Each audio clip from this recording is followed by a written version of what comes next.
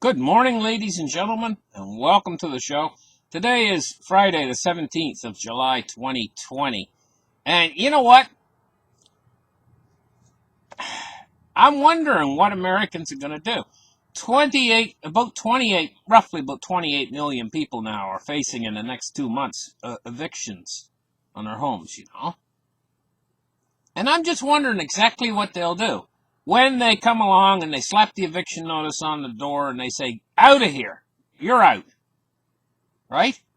Will they be obedient, walk out through the threshold and leave their house behind and go and sit on the curb on the other side of the road and look at their empty home?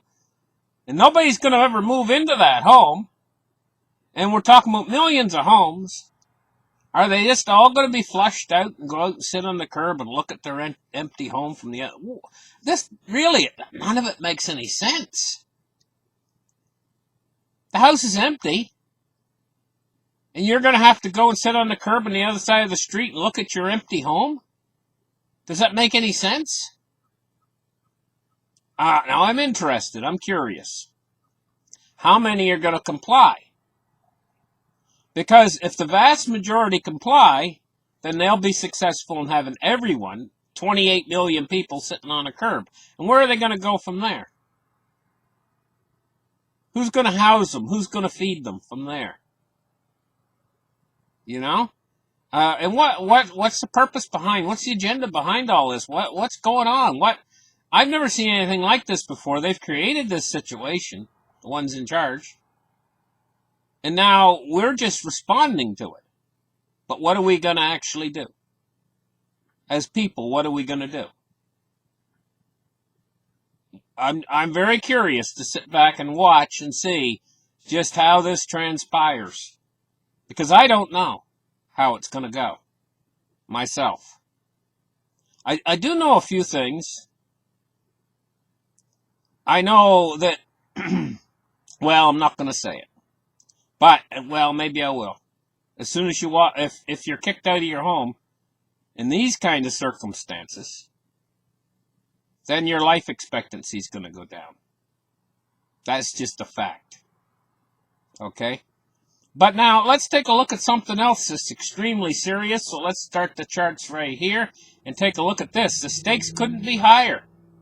European Recovery Plan Summit begins with leaders at an impasse. The stakes couldn't be higher. And you know what the problem is? Right here. I'll read it. What the problem is. The resistance. Resistance from a group of physical conservatives. The conservatives are blocking the plan to put $750 billion recovery plan. The people need this plan. What are they blocking it for? Why? What's a good reason? Lay me down a good reason why they should block these countries from trying to make a recovery plan for the European Union, because the opposite of that is the European Union on a spiral down into the abyss. Do they want it to spiral down into the abyss? How come these conservatives are blocking it? What are they doing that for? What's the good reason why they're blocking it? Is it just the fact that they're always conservative? They're always tight with the money for the people? People need money to survive. It's almost like a guy that's sitting over there in the corner. He's got 10 bowls of soup and he ain't going to share them with the kids. He wants them all, eat them all himself, even though he's going to throw up because he ate too much food. He'd rather do that. It's like they don't want to share. They're stingy. That's the word I'm looking for. Stingy. Conservatively stingy. We're in a time of a period right now of economic turmoil. The working class people have, through no fault of their own, are in trouble right now. They need help. Help to get back on their feet and then back to work. They don't need this cut from them. And if Europe goes down, we will go down. If we go down, Europe goes down. So we need the governments right now, more than ever, we need support. We don't need them coming in and saying, okay, we're going to be stingy with you. I mean, just alone, the $1,200 that they send everybody, and they're not sending them anymore, that's stingy, right up front. That's stingy. They're being stingy in the get-go. They should already have a plan in place where they're going to support the people. They should already have infrastructure programs going where they're hiring the general population to work on these infrastructure programs. They should be rebuilding every road in America and in Canada. They should have thousands of people hired on the crews to rebuild these roads, and the money should be just borrowed. I mean, we're already $26 trillion in debt? So make it another couple trillion. Big deal. 26, 28. Big deal. 28 trillion rather than 26 trillion. We can never pay it off anyway. Why be conservative? Get the economy back going again before everything collapses. For crying out loud. You know, these guys in power, you know, they say, oh, we're ready. Oh, we're ready. The virus is coming. We're ready. They weren't ready. And now they're not ready for this either. They don't know what to do. What to do is open your pocketbook now. You created the situation. Now fix what you've done. It's like a kid goes across the floor and he spills the spaghetti all over the floor. Well, you spilled it all over the floor. Now you clean it up. They made this mess. Now it's time for them to clean it up. Let's take a look at the markets now. Let's open up well, I guess the charts have been open. Let's take a look at what's going on in the markets. 1931 for silver price. It's up 23 cents today. And it's near the top of its range, what its range has been. There's not really a range lately. We're in a bull market, almost in a bull market for silver. I say once it crosses $20,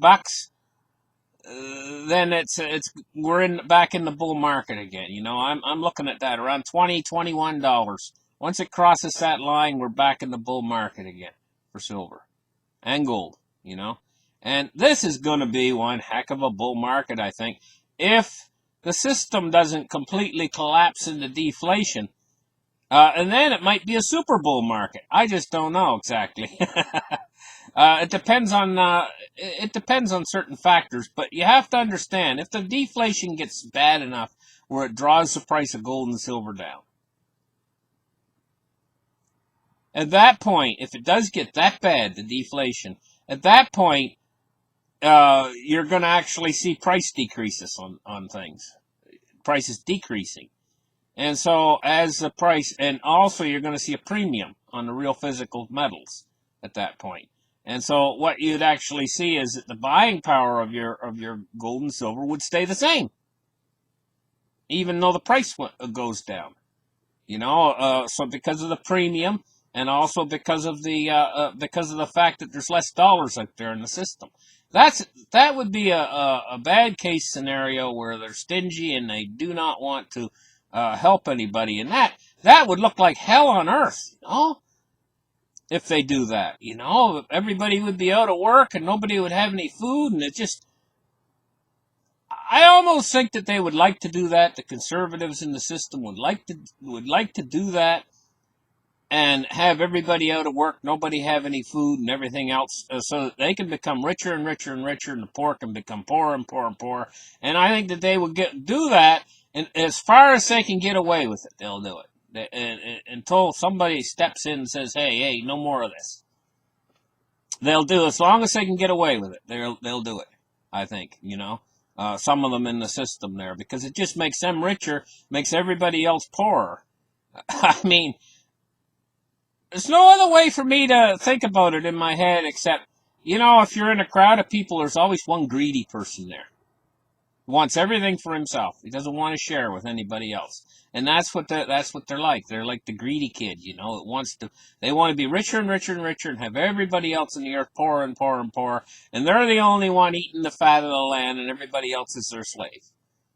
It's that kind of a mentality. It's not a share mentality, you know. We need sharing in this world. We need caring. We need a rich and healthy and vibrant middle class is what we need. Destroying the middle class is not the way to go. Anyway, Let's take a look at cryptocurrencies today. $270.5 billion with a Bitcoin dominance of 62.3%. And we're looking at a Bitcoin price of $91.40. Let's take a look at the Dow. The Dow's off 25 points today. It's down 25 points for a change. 26,715. Now let's take a look at crude oil. Crude oil is down 27 cents at 40.48 a barrel.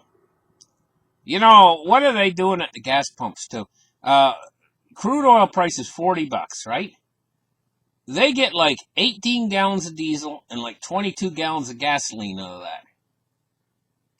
Out of one barrel. So at $40, they get like 18 of diesel and 20 gallons of gasoline. You know, you break it down. Why are they charging so much at the pump? Because refining it for them is just a matter of pumping it in one side of the refinery and taking it out the other side of the refinery.